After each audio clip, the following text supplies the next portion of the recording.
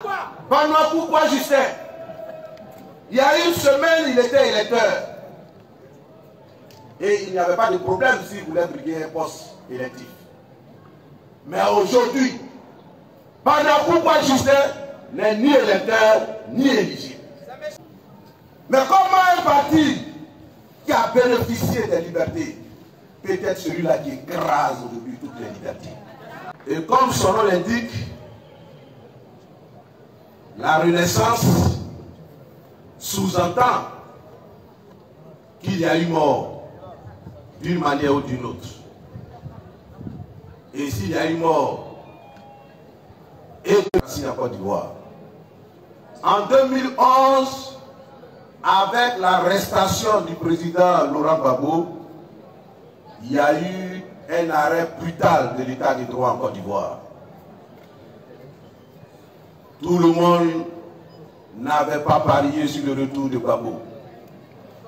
Quand Gbagbo partait à La Haye, certaines personnes affirmaient péremptoire que c'était un aller simple, un aller sans retour. Or, ils étaient gentils. C'était des euphémismes pour ne pas nous choquer. Mais c'était une façon de nous dire que Gbagbo, qui n'a rien fait, allait revenir ici grâce à un Dieu de justice.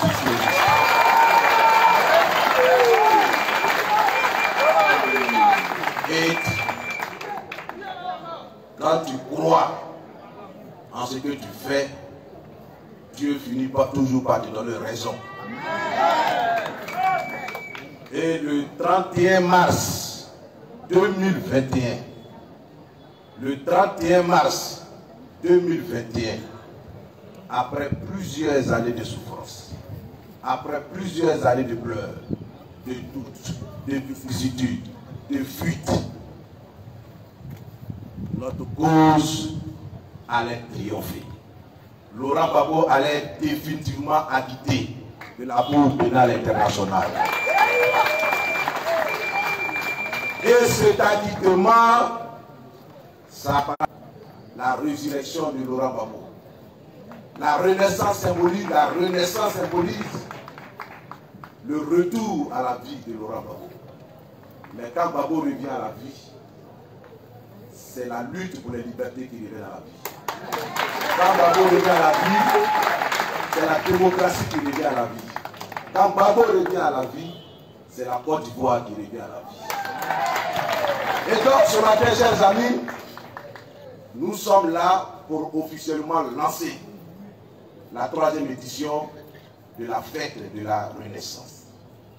Cette édition aura lieu pour cette année, les 4 et 5 avril 2025, dans la région des Grands Ponts, mais précisément à Dabo.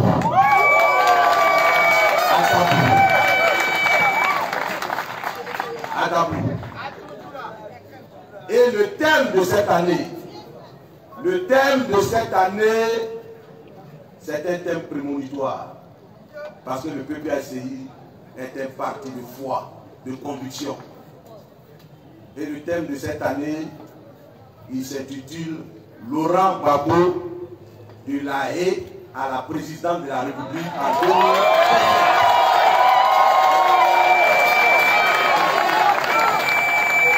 Je répète, le thème de la fête de la Renaissance de cette année, Laurent Gbagbo, 2 points. De La Haye à la présidence de la République en 2025.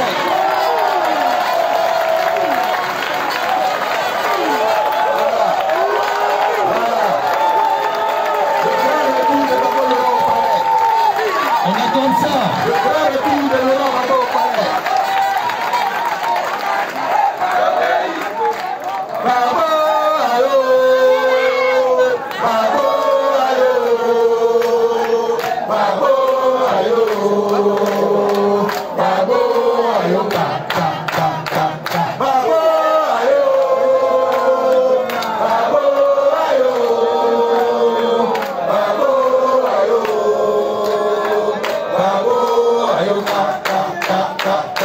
Merci. Merci. Et nous continuons. Comme il est de coutume, l'édition de cette année s'accompagne aussi de l'édition des pailles. Et le paille de l'édition 2025 est prêt. Il est à la disposition des militants au prix unitaire de 5 000 francs. Mais quand vous payez 5 000 francs là, vous contribuez en même temps indirectement à l'organisation et à la réussite de la fête. Donc, il faut que chaque militant ait son paille. Voici le paille de cette année. Voilà. Il est très beau.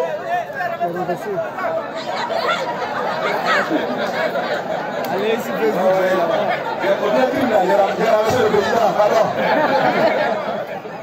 Voilà le paille de cette année. Et On salue le paille, s'il vous plaît. il est disponible. C'est bon. Voilà. Voilà. Et donc, camarades, le chapitre que je vais aborder maintenant, c'est celui du contexte dans lequel se tient cette fête. Cette fête se tient dans un contexte de recul des libertés. Les libertés reculent en Côte d'Ivoire. Et chaque jour, les libertés perdent du terrain. Mais nous avons combattu pour ces libertés depuis 1990. Laurent Gbagbo, c'est le père du multipartisme en Côte d'Ivoire. Oui, et c'est parce qu'il y a eu Laurent Gbagbo pour lutter pour le multipartisme que le RDR est né, qui est devenu aujourd'hui RHDP. Donc le RDR, le RHDP, c'est le fruit de notre combat, mais c'est le fruit des libertés. C'est le fruit des libertés. Mais comment un parti qui a bénéficié des libertés peut être celui-là qui écrase aujourd'hui toutes les libertés? Qui écrase aujourd'hui toutes les libertés. Et chaque année, chaque seconde, les libertés reculent. Aujourd'hui, c'est même la société civile qui s'élève aujourd'hui. À cause d'une ordonnance qui a été prise et qui est confinée, qui restreint la liberté de parole. Nous voyons les organisations professionnelles, les organisations religieuses s'élever, se dresser contre le recul des libertés. Mais face à cette situation, il faut que le PPACI s'y dresse. Il faut que le PPACI s'y dresse. Nous n'avons pas à ruser avec ces défis.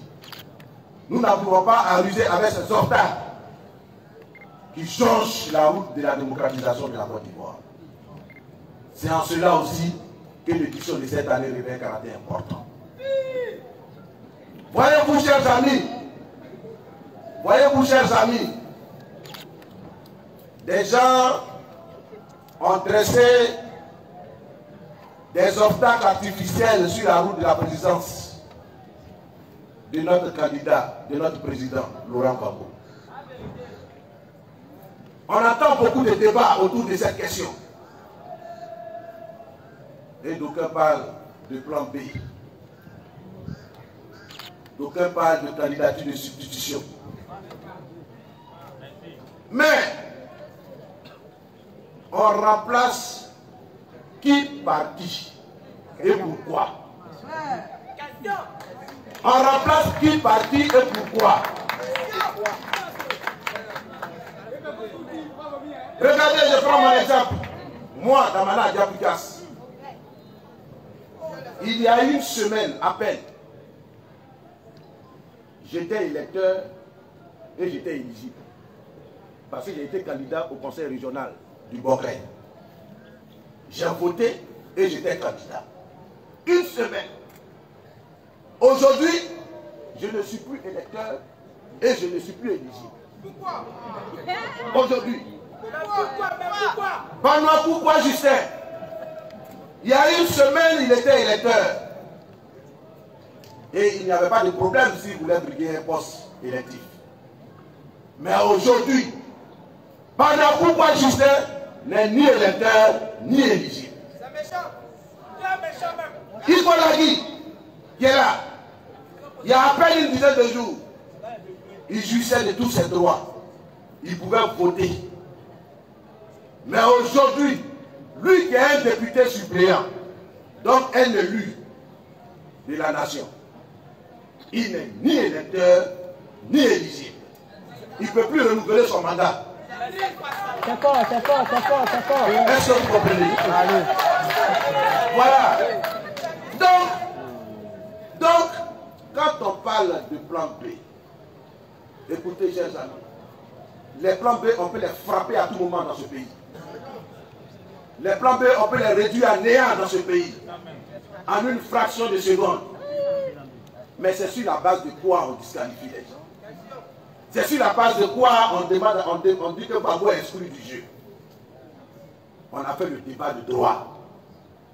On a fait le débat de droit. Et ils n'ont pas pu soutenir ce débat. C'est une condamnation politique. Et donc, c'est une mise à l'écart politique. Une façon de régler des comptes à des adversaires politiques qu'on sait ne pas pouvoir vaincre dans une compétition loyale, légale et légitime. Et ça, le PPACI ne peut pas l'accepter parce que c'est pourquoi nous on est nés. Nous sommes nés contre l'injustice. Nous sommes nés contre la dictature. Et partout où l'état de droit recule, c'est le PPACI qu'on poignarde et le PPACI ne peut pas se taire. Et nous n'allons pas nous taire. C'est pourquoi pour nous, il n'est pas question d'une candidature de substitution. Il faut que les gens oublient ça. Nous avons un candidat unique que nous avons choisi. Ce candidat répond à tous les critères et ce candidat sera candidat et ce candidat sera élu.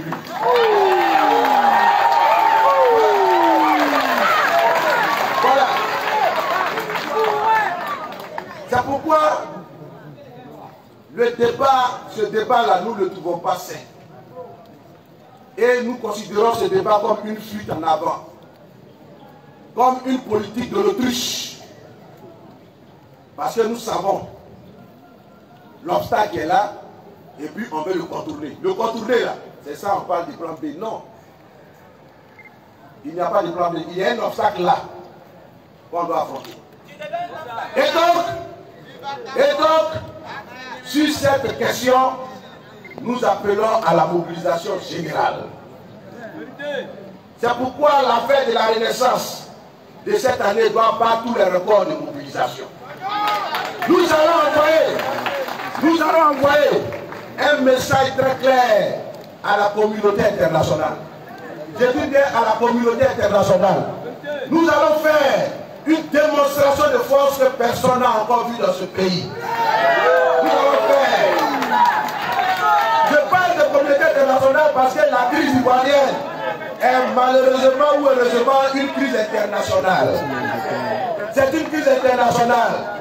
Elle a lieu en Côte d'Ivoire, mais c'est une crise internationale quand on voit les acteurs impliqués. C'est pourquoi nous allons nous adresser à la communauté internationale les 4 et 5 avril 2025 à Dabou. Et donc, tout un chacun, tout militant de PPACI, tout sympathisant de PPACI, tout démocrate, personne ne doit rater ce rendez-vous de l'histoire. Personne ne doit se faire raconter. C'est à Dabou à côté. C'est-à-dire que même si tu n'as pas l'argent, que tu as commencé à marcher la veille, tu seras à l'heure du rassemblement de la journée. Donc Dabou est à côté. Et nous vous attendons tous à Dabou. Nous vous attendons tous à Dabou. Voilà ce que je voulais vous dire ce matin par rapport à la fête de la Renaissance. Mais avant de libérer le pupitre, je voulais dire que le samedi prochain, nous sommes à la 3e étape de la tournée Corps du président Laurent Gbagbo. Ici même à Cocody, au stade de Angré, nous sommes à la 3e et à une étape importante. Le président Laurent Gbagbo va encore parler. Le président Laurent Gbagbo va encore prendre la parole. Et vous savez qu'à chaque fois que le président prend la parole, les fondements de la dictature tendent. Les fondements de la dictature chancellent. Et samedi prochain, 1er mars, au stade de Angré, il faut que toute la population de Cocody, mais que dis-je, toute la population du district d'Abidjan se retrouve à ce stade-là pour démontrer une fois de plus la vitalité du PPACI, la vitalité du président Laurent Gbagbo et de sa victoire certaine et indiscutable aux élections de 2025. Je vous remercie.